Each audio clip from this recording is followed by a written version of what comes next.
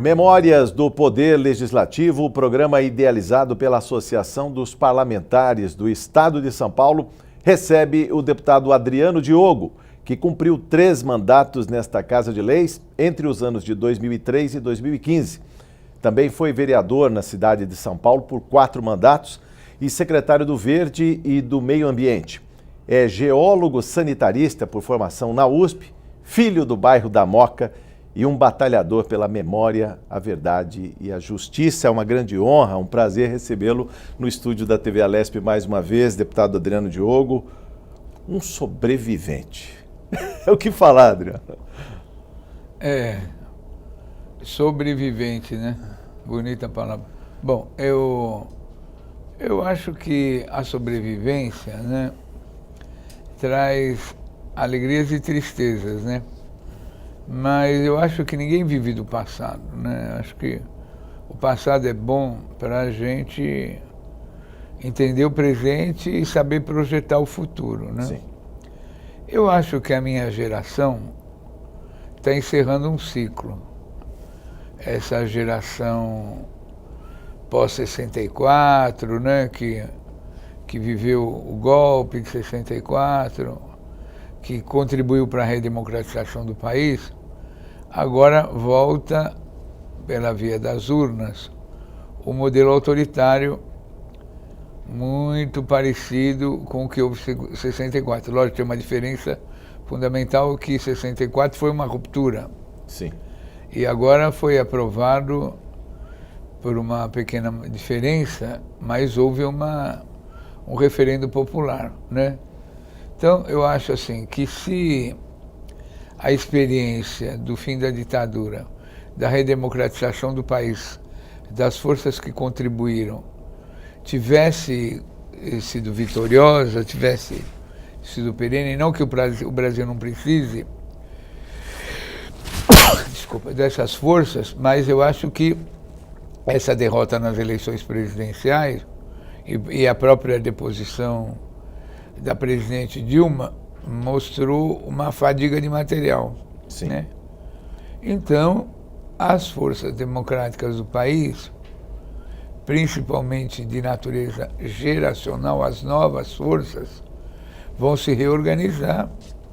E começar um novo ciclo. E vão começar um novo ciclo. Vai haver um reorganizamento partidário, uma reorganização partidária, vai haver um novo arco de alianças, e esse ciclo autoritário, que não começou bem, né? Porque não é só um ciclo autoritário, não é só um ciclo neoliberal, totalmente diferente do modelo social-democrata vigente no país na pós-ditadura. Não, é uma ruptura total. Mas toda ruptura, ou ela vem com amplo apoio popular, ou ela vem com uma repressão muito forte às contestações. Parece que o modelo escolhido foi de reprimir, né? E com um novo elemento, a teocracia. Lógico, você nunca pode separar a religião da política, nunca, né? Tem gente que acha que o determinante da política é a religião, né? Ainda mais no Brasil, que o golpe de 64 teve um apoio maciço da Igreja Católica. E esse é Mas foi a mesma Igreja Católica que ajudou a reconstruir depois, com as comunidades depois eclesiais da teologia de base. da libertação, né? Sim, sim. Dom Paulo Evaristo, todas aquelas comunidades. Bom, toda aquela história bonita da resistência à ditadura. Agora, ele veio também exacerbado de um novo modelo religioso, né, mais fundamentalista e baseado num projeto perigoso, que é essa escola sem partido, né? Então, que ataca diretamente a renovação do país, né? Porque a renovação do país está na educação, está na cultura. É a educação. É a educação. Sim. Né? Mas esse momento, como disse, não é muito parecido com o de 64, lá nos anos 60. Aliás, o mundo não vivia essa efervescência. 1968, ou seja, os estudantes na rua, aliás. Vamos falar do começo da militância lá na Universidade de São Paulo, como geólogo. Eu até falei um sobrevivente, eu podia falar um sobrevivente do Ustra, um sobrevivente da ditadura. Eu podia falar muito mais, Adriano. Não, nós estamos fazendo 50 anos do AI-5, né? De 2018, novembro. Sim. Além dos 70 anos da Declaração de Direitos Humanos, aqui no mês de novembro, né? Nós estamos falando dos 50 anos do Ato Institucional número 5. Dos 50 anos da Batalha da Maria Antônia? 50 anos da Batalha da Maria Antônia, da tomada do CRUSP, né? O golpe dentro do golpe, o autogolpe, como se falava na época. Não foi tudo isso lá atrás que lhe forjou para ingressar na política? Então, aquela lá era política de verdade, né? Depois você entra na política partidária, aí a regra é outra, né? Porque quando quer dizer, você imagina, a minha gênese vem lá de 63, lá da Moca, né? Quando eu era estudante secundarista. Lá eu aprendi a fazer os Jogos Pan-Americanos de São Paulo. E aí, em seguida, que foi em setembro de 63, 63. Em seguida veio o golpe, em 64. Aí o golpe, eu era muito jovem, muito criança, teve uma incubadeira, né? Os partidos tradicionais estavam perplexos, não acreditavam na possibilidade de um golpe, o golpe veio. Aí a nova geração, onde eu fiz parte dessa nova geração, é que começou a entender a situação e enfrentar o golpe. Aí veio o golpe dentro do golpe, em 1968. Aí eu vou para a universidade, entro na geologia, que foi uma outra escola. Esse ciclo virtuoso, aí eu sou preso político em 73. Saio da prisão, aí vem a nova fase, né, de organização, que é a organização popular, organização de massa, um enorme ascenso do movimento político até 79, onde cria o PT, né? Quando aprova a lei da anistia, que as pessoas voltam do exterior, saem das prisões, e as comunidades de base criam essa coisa fantástica que foi a criação do PT, da CUT, do MST. Nós estamos agora em 2018, encerrou esse ciclo, né? Essa eleição, se a gente não fizer a leitura correta, lógico que vai haver uma organização, mas vai ser uma nova proposta, uma nova geração. Eu estou com 69 anos de idade, né? Em março eu faço 70 anos, tentei me eleger por 2 vezes, uma para deputado federal, uma para deputado estadual, não consegui, então acho que chegou um momento de dar um outro tipo de contribuição para esse novo momento político, com a minha experiência, né? Claro, com a minha... claro. Mesmo sem mandato, nesses últimos anos, a política não saiu a política do nunca foco, sai, né? Mas quando você sai quando você fica sem mandato, porque tem gente que mandato um pouco altera, né? Mas o mandato, dentro da minha visão política, era muito importante, né? Sim. Eu consegui dar boas contribuições com a minha atuação. Agora, sem mandato, eu já senti que eu preciso virar o disco, né? Além dessa compreensão que as novas gerações, eu mesmo preciso preservar, porque senão pode haver um processo de degradação e você entrar em ruas absolutamente secundárias ou sem saída. Então eu preciso preservar a minha história, minha biografia, meu passado e meu presente, vendo formas que eu possa evidentemente contribuir, né? Mas eu acho que nesse processo eleitoral, embora eu sou secretário nacional de Direitos Humanos do PT. Do PT, é. Vou dar uma contribuição, mas eu percebo que eu tenho uma análise da situação e vou ver em que instância eu vou dar essa contribuição. Eu queria que falasse um pouco também dos primeiros mandatos de vereador, também um momento muito difícil, não só para o partido, mas para uma prefeitura aqui do PT, primeiro lá atrás, a Erundina, e quando mais recentemente da Marta Suplicy. O senhor foi secretário do Verde e do Meio Ambiente. Então, vereador é gostoso, né? Porque vereador de São Paulo é uma coisa maravilhosa, né? Porque é uma diversidade tão grande de assuntos. Porque a política é cruel, né? Tem 4 anos de governo progressista, 8 de conservadores na capital, né? O estado de São Paulo já é bem diferente. O estado de São Paulo é muito mais estável, né? Então você vê que o PSDB praticamente no governo do estado, as pessoas falam que ele está, a partir da criação do PSDB com Mário Covas. Não, o PSDB... Começou antes com o Montoro, a gente pode falar. Né? Montoro. 82 para frente. O gênio da política, da democracia cristã, né? O homem que patrocinou as diretas, que organizou todo o fim da ditadura a partir da vitória espetacular em São Paulo, em 1982. Bom, aqui em São Paulo, então a prefeitura, como vereador, também era muito gostoso. Por quê? Quando eu assumi a vereança, tinha que fazer a nova lei orgânica, né? Que é a Constituição Municipal. Constituição Municipal. Então não tinha capítulo de meio ambiente, ninguém sabia... Você ajudou a construir tudo isso. Era legal. Palmo a palmo. E no governo da Erundina, que era um governo mutirão, né? Ninguém sabia nada, todo mundo foi aprendendo a fazer fazendo, né? Imagina aquele secretariado da Erundina, né? Era o time do Tele, né? Só tinha fera, né? Só fera, né? Bom, Paulo Freire, não precisa falar nada. Paulo Freire, Marilena Chauí, por aí fora. Bom, então é isso aí, né? Isso aí, porque a pessoa, é como você, Jorge, você é uma pessoa que faz a sua profissão com gosto, com prazer, com alegria, com utopia, né? Eu acho que em qualquer ramo de atividade que a gente tem, né? A gente que teve abraça.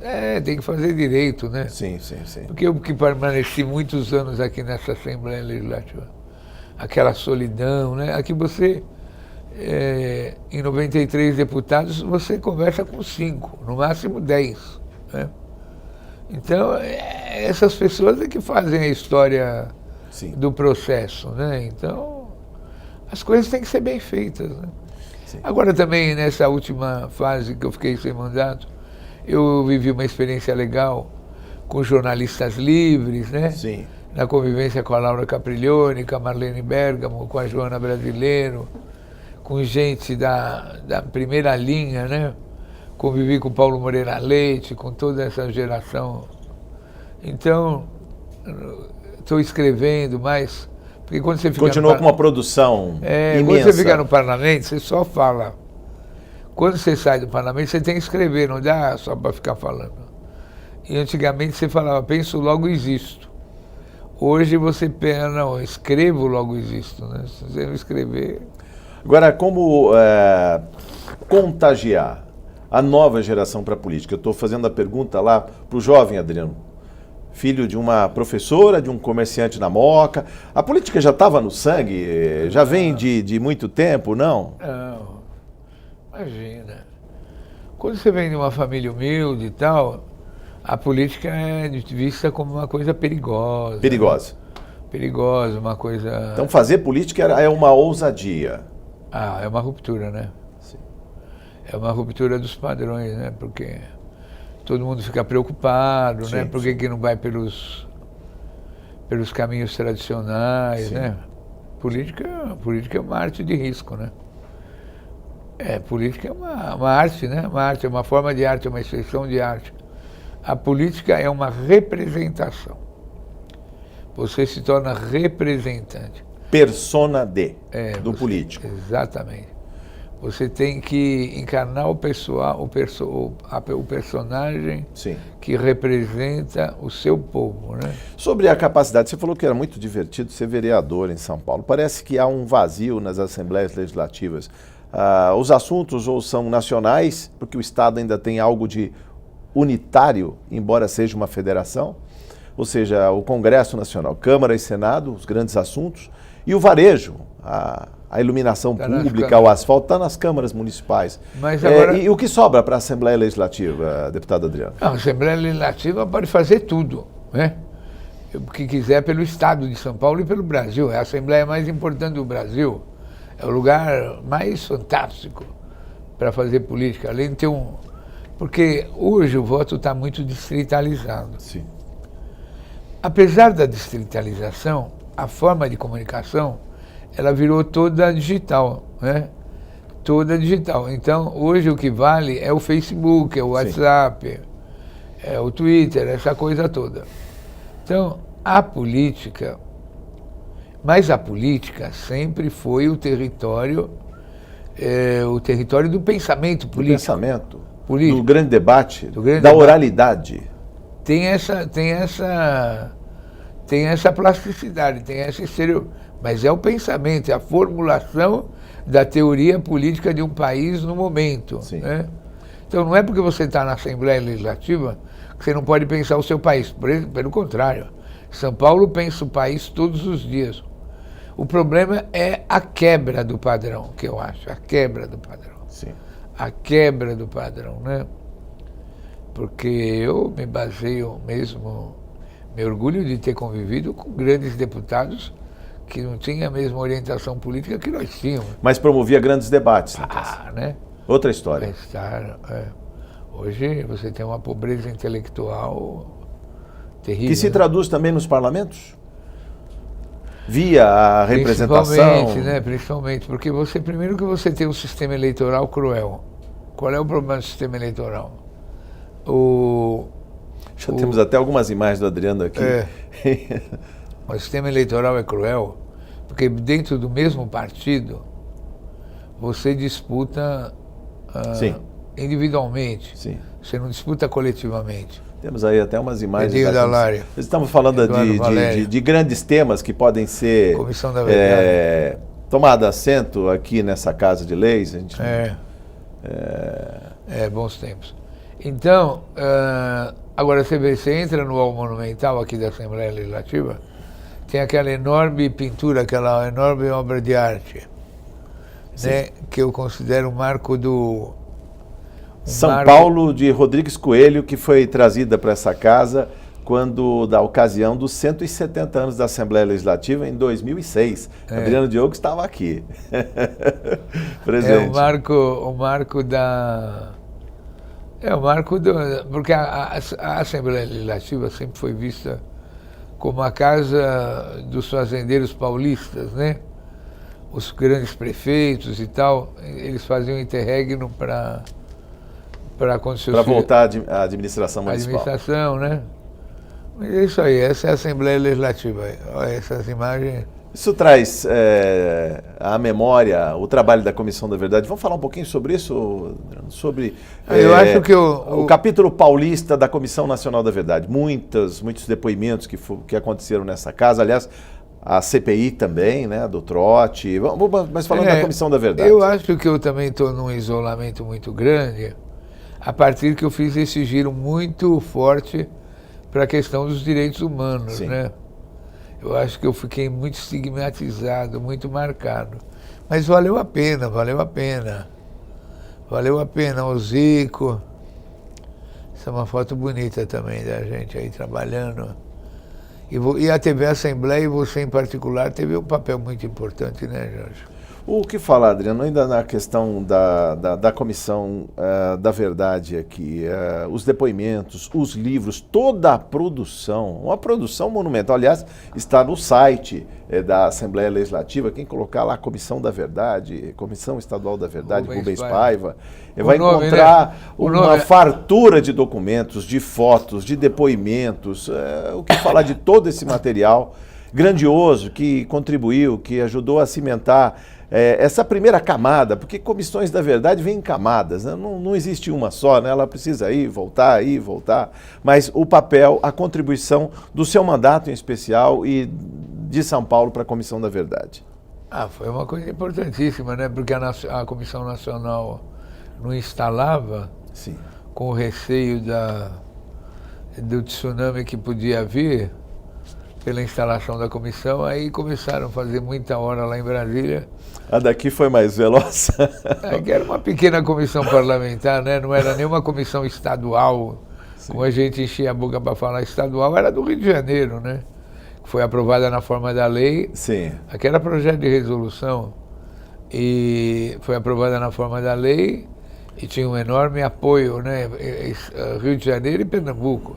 São Paulo era uma comissão de seis valorosos resistentes, né? Mas que teve a coragem de ser a primeira a dar o nome do Rubens Paiva. Você sabe por que a nossa comissão chamou Rubens Paiva? Por quê? Porque a Brasília chamou a Vera Paiva como representante da família Paiva, do Rubens Paiva, para instalar a Comissão Nacional da Verdade. Aí ela preparou um pronunciamento. Era tão forte, era tão contundente o pronunciamento, ficou todo mundo com medo de instalar sem todas as garantias, que não houve a cerimônia. Aí a Miriam Leitão fez um especial lá no Rio de Janeiro sobre o Rubens Paiva. Aí nós aproveitamos a simultaneidade do lançamento do especial Rubens Paiva, sim, chamamos a Vera Paiva aqui, a Veró, que ela leu o que ela não leu lá em Brasília, ela leu aqui. Pronto. Pronto. Virou a Comissão Rubens Estadual Paiva. da Verdade Rubens Paiva. O Samuel Moreira foi muito correto conosco, né? Pois o Toninho pôs o Belisário para dar toda a redação final, deu, sim, todas as garantias. Sim. E a produção? E os volumes que foram produzidos, os livros, A Infância Roubada, o lançamento foi uma coisa primorosa. Bom, né? Estávamos lá, né? Bagulhão. Estávamos lá. Estávamos né? lá, né? Quanta coisa boa. Mas o que só falar coisa também? Boa, só coisa boa. O deputado Adriano Diogo falou também, por ocasião, né, do livro, dos livros publicados e tudo mais, teve também a CPI dos trotes violentos, né? Que aconteceu aqui, muita coisa, né, foi passada em revista, muito do que eu aconteceu. comecei Aliás, aqui... depois daquilo mudou muita coisa dentro das universidades públicas, principalmente, muita coisa. Aquilo foi uma loucura, sem mandato, né, já tinha acabado, sim, era depois das eleições, terminando a Comissão da Verdade, porque quando você perde eleição e você fica aqui batendo lata, né? Aí ainda tivemos coragem e tempo de fazer... Batendo lata é a expressão de taxista que roda sem passageiro. Não é bem assim, é muito o que fazer. É que a eleição distante, meses, né? De em outubro até a posse em 15 de março é um tempo enorme, né? Enorme. Mas que pode ser produtivo, por exemplo, no caso, né, da CPI. Eu digo isso porque muita coisa mudou nos diretórios centrais estudantis, das universidades públicas, a maneira como recepcionava os calouros, mudou muita coisa, muita coisa. Quem esteve aí na USP, por exemplo, nos anos 60, nos anos 70, 80, 90, sabe muito bem o que mudou de lá para cá. Aliás, depois da CPI foi uma mudança... Fiquei marcado. Não, marcado não, mas eu digo que foi um trabalho memorável. Aliás, é uma delícia, né, conversar e puxar o fio da memória aí com o deputado que produziu, e que produz ainda, porque a política tá na veia. Porque... E a TV Assembleia, né, teve um papel impressionante, né? Porque foi a única Comissão da Verdade transmitida ao vivo, transmitida ao vivo. Com o calor ali da emoção, pais, filhos, 160, fotografias. 164 sessões, né? Pois é um volume muito grande de informação. Mas, Adriano, essa é a primeira parte da nossa conversa. Eu queria agora, nas suas considerações finais, só para fechar esse bloco, falar um pouco também da Casa de Leis. Como ela teve, digamos, alicerce para segurar os grandes temas nacionais. A gente podia falar da Comissão Nacional, da Comissão Estadual da Verdade e também dos depoimentos da Comissão Nacional que foram realizados aqui. Mas podia falar de grandes temas também. Isso lá na virada dos anos 2000, o Fórum Século XXI, você não estava aqui ainda, estava na Câmara Municipal, mas trouxe temas. Eu podia até lembrar, por exemplo, leis municipais, das piscininhas, que virou lei aqui estadual também, ou seja, clima, esse clima, exatamente, como falar do clima. Como eu vim da Secretaria Municipal do Verde, os meus primeiros anos aqui, os dois primeiros anos meus e os últimos daquele primeiro mandato foram totalmente voltados para a questão ambiental. Sim. Então, o que era a discussão naquela época? Era as condições, o efeito estufa, né? Sim. Então, era a questão dos gases, da poluição, do protocolo de Kyoto, Você que acompanhou dos aqui? créditos de carbono. Pois é, a política estadual de resíduos sólidos, que na verdade foi todo esteio para a política nacional que veio depois. Todos os depoimentos que foram feitos aqui, todos os capítulos divididos aí. Você acompanhou para e passo. Bastante. Cada momento disso, né? Porque eu vim muito motivado, porque o trabalho, quando eu peguei a Secretaria dos Direitos Humanos, já como deputado licenciado, no ano 2003, 2004, a secretaria era uma pequena secretaria de Secretaria do Verde e do Meio Ambiente. Você falou de Direitos Humanos, mas do Verde e Meio Ambiente, aqui em São Paulo. Eu falei de Direitos Humanos. Era uma pequena secretaria de licenciamento. Sim. Era uma secretaria... Licenciava a autorização para lenha para pizzaria. Era mais ou menos isso. Aí, como era um período bom ainda da democracia, e a Marta era muito empreendedora, dava muita liberdade, a gente transformou aquilo numa verdadeira secretaria de meio ambiente, colocando a questão dos recursos hídricos, do ar, da inspeção veicular, de toda aquela questão. Ganhou uma outra dimensão. Uma dimensão, né? E aí vim para cá e aqui ainda tinha muita audiência esse assunto. Bom, a gente precisa encerrar, mas só lembrando toda essa dimensão da questão ambiental que foi trazida da Secretaria do Verde e Meio Ambiente para o mandato aqui na Casa de Leis, a gente vai falar mais na segunda parte. Adriano, foi um prazer conversar com o senhor nesse programa Memórias do Poder Legislativo. Viu? Vamos nessa. Muito obrigado. A primeira parte do programa Memórias do Poder Legislativo com o deputado Adriano Diogo fica por aqui.